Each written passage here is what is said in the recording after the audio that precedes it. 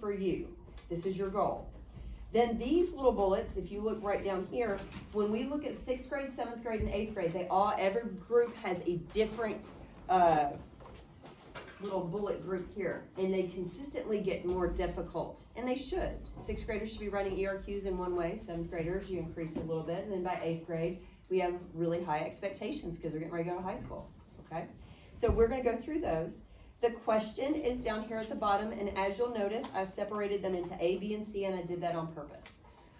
The way that we've got this ERQ set up is the way that 6th graders are going to be writing ERQs. It will help you with 7th grade, and it will help you with 8th grade, and it basically follows that process if you've done it in elementary school of restate, answer, and prove, okay? So we're gonna be doing the same thing. Now flip it over to the back. Now what I've done for you is I've separated A, B, and C for you. So you first see that there's an expectation. By the time you start doing these with Miss Rowland towards the end of the year, this stuff will be gone right here, and you'll just simply write the answer. But we do still expect you to write A, B if there's a part B, a part C if there's there. In 8th grade, I've seen ERQs with up to part E that you have to accomplish in there. So you wanna make sure that you do label what you're supposed to do there. So we're gonna work through what that would look like. Now, what should you always do once you get this sheet? Let's say I put it in front of you and I put the reading in front of you. What should you do before you even get started? Bree? You should put your name on it, but also read the questions and read what you're looking for. Excellent, that's exactly what I was looking for. So we're gonna go down and we're gonna look at the ERQ question. Now before we do that, let's go ahead and, I forgot to go through these little points, and we're gonna go through these points really briefly tomorrow, but I wanna go through them now so that way you understand. So first of all, restating a question or creating a thesis. What does it mean to restate a question? Like don't say the whole question again, but like do a small part of it. Very good. You want to use words from that question. Important words. You don't want to just say, oh, it's got the word the in there, I'm going to use that. You want to use what is the question asking, and you want to use those words. Now, as far as being scored, we're looking, and I know that it's not a writing grade, this is a reading grade, but that's part of making your answer more clear, and so that myself and so Miss Rowland can, when we score it, that's clear to us. The more clear it is, the better grade you're going to get. Yes, Raylan?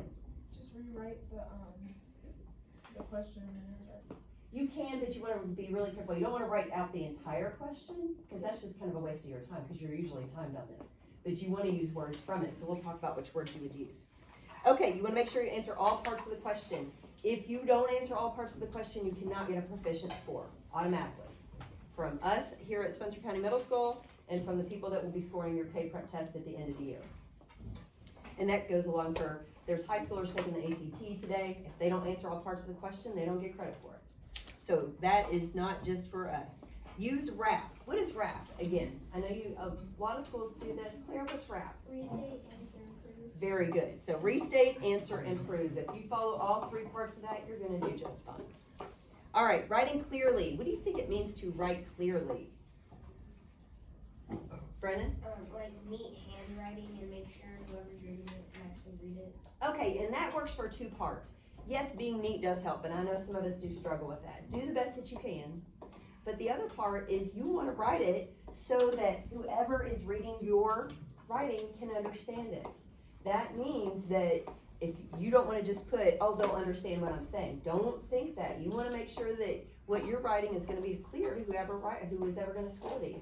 And ultimately, this is all about you getting better, okay? So we'll work on that. Writing using specific names, places from the text, avoid pronouns like this, these, and they. This part, and I use this, is really difficult right now in middle school. 8th graders are having trouble with that part. But we're going to be reading a story about Roberto Clemente, who is a baseball player from the 1970s. And when you write your response, you should use Roberto Clemente in there. And do your best to spell his name correctly. You'll have it right in front of you, so you should be able to. All right, write incomplete sentences that make sense with correct spelling, punctuation, and capitalization. Now, this is something that as a school, we all need to work on. Capital letters and punctuation and making sure your sentences make sense. If you follow those rules, then you'll do just fine. We're not looking for you to write fancy sentences, nothing like that. just very clear, capital letters and punctuation. And although you're not really getting scored on your writing grade, you are making sure that it's clear. And the more clear that when you put capital letters and punctuation makes sense, it's gonna be more clear. Yes, The spelling's gonna be hard for me because I have trouble spelling. that's okay. And just make sure that the people who are grading yours can understand what your words say, okay? All right, reread my response before I turn it in. And that part is where Miss Rowland and I are gonna come in tomorrow. So part of what we're gonna be doing in class is what's called a live scoring. And what live scoring is, we're gonna read it, you're gonna answer the question, and then once you've answered the question, you're gonna raise your hand, and you're gonna be patient. And then you've got two teachers who are gonna walk around, and we're gonna read your responses right there, and we'll be able to tell you how you're doing on those right there. So the things that Miss Rowland and I are gonna look for are right here. We're gonna be looking for correct answers, first of all, make sure you understood what the text was saying, that you answer what you were supposed to, and then it makes sense to us, okay? So we may ask you questions. We're not gonna come by and say, oh gosh, that's terrible. We would not do that. Neither one of us would do that anyway. Our whole job is to help you get better at these. We may give you some suggestions. You might find, once you get to this back part, maybe you weren't quite sure about the quotations. We're gonna talk about quotes here in just a few minutes. Or maybe this last part was really confusing to you. This is something that we really put a lot of weight on at the middle school, and that's explaining how your proof supports your answer. All right, so that being said, and then the last part is answer by explaining my thinking using textual evidence. We're forcing you to do that right here. So I feel like you'll be in pretty good shape. All right, now, do I have anybody that would like to read our question? All right, Claire, you wanna go ahead and do that? Just read the ERQ part, and then we'll break it down into A, B, and C. Read the story, Roberto Clemente, and read the following ERs. Very good. Part A, Angel, will you read that? Yeah. What is the central idea of Roberto Clemente? All right, very good. Roberto Clemente. Brennan, what's part B? Quote 3 pieces of evidence from the article to support your answer. Good. And then part C? You want me to read it again? I almost called you Charlie. Carson? Okay, Carson, what is it? Explain how the quotes support the central idea. Very good. So 3 parts. Now you may find at the end of the year, all of those are grouped together into one part, and that's okay. But for right now, we are breaking these up. So we are looking for the central idea. What is the central idea? What does that mean? Before we go any further, and then this is kind of going to lead us into, and then we'll get going for tomorrow. But Bree, what do we mean by central idea? It's kind of like what the book's about, or like the main idea of the story. Kind of like sometimes the lesson of the story. Well, it's not the lesson, but I'm so glad that you just said that, so that helps everybody else. She's exactly right. The central idea equals the main idea.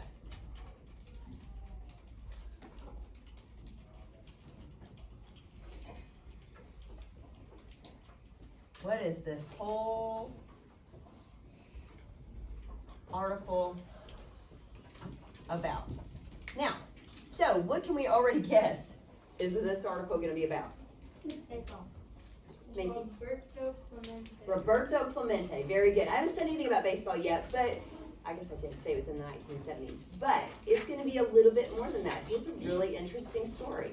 So you want to make sure in that main idea that we are going to talk about Roberto Clemente. All right, now, you have done a really nice job. We kind of had to give you that front little part. I may repeat a few things that I said today again because I do need them on video. If you all could do me a huge favor, and if you really know that you're not going to be able to be on video, if you could let Miss Rowland know at the beginning of the class, and then that way we'll make sure that you're in a good spot, okay? But for the rest of you, I'm really looking forward to tomorrow. This is the first part, the teaching part, it's okay. But once we get into working with you guys one-on-one on how to improve your writing, that's the part that I really like about this, and that's why I wanted to videotape this part, okay? What I would like for you to do right now, I want you to put your names on these, because I'm going to hand them right back to you tomorrow. Put your name at the top if you've not done so. And then I'm going to collect these. I'm going to take them with me. And then, like I said, we'll be reading about Roberto Clemente together tomorrow. I think he's asleep. 7. Will you put your name? Oh, you already did. Will you put your last name for me? Okay, I'll come around and collect these. Put your first and last name for me. That'll help me with your student release papers